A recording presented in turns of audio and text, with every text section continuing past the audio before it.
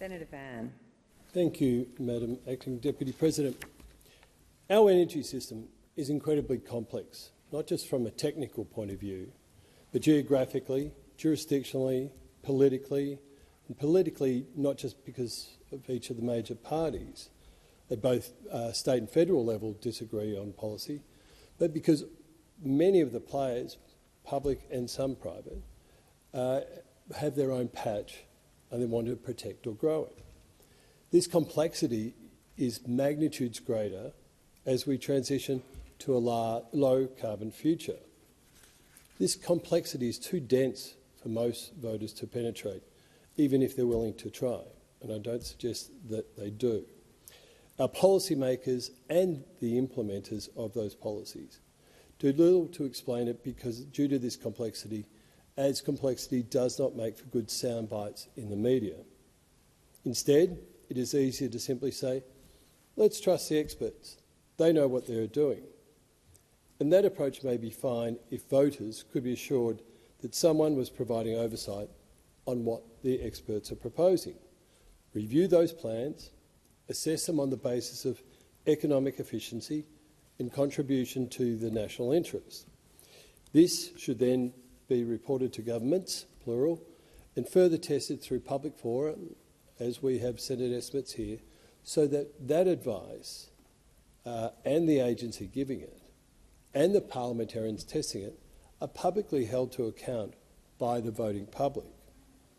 This is what is known as good governance. This is what the Senate Energy Committee that reported just before Christmas inquired into and found that there is little that can be counted as good governance. Good governance in our energy system, that is. And this is allowing huge bets to be made that puts our energy reliability and affordability at risk, with huge potential implications for our economy and the transition to a net zero future. We are in a transformative period driven by decarbonisation, rapidly emerging technologies, increasingly engaged consumers as well.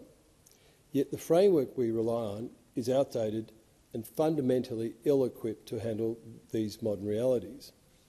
As demonstrated in the Energy Inquiry, Australia's energy governance structures are no longer fit for purpose. An independent, sector-wide review is urgently needed to bring transparency, accountability and economic sustainability to a system that serves every Australian. The ISP, which is the plan that we follow, is there to guide Australia's energy transition.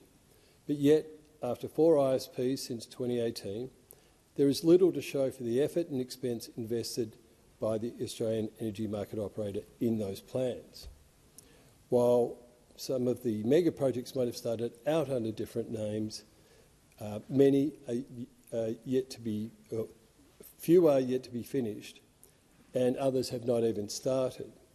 Questioning of these projects has got louder and louder as capital costs and timelines continue to grow exponentially. The danger is delay risks our energy transition and stifles investment in other opportunities. For example, and this is just one, the huge pumped hydro project Snowy 2.0 is massively delayed and over budget. Now, I'm not arguing against Snowy 2.0, but if it had have undergone proper economic assessment, it might likely have been delayed, and instead now we would have already built other smaller pumped hydro storage facilities that are providing the storage to firm renewables and probably more in quantity and capacity than Snowy ever will. The upshot is one of great weaknesses of the NEM is that we have woefully inadequate storage because opportunity cost was ignored and still is. Without proper planning and rigorous oversight, the ISP is driving us down a path that is neither the most effective nor the most sustainable for Australia.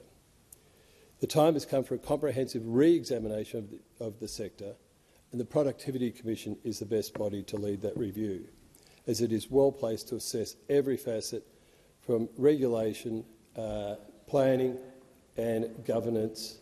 Senator Van, your time's expired. Senator Rennick.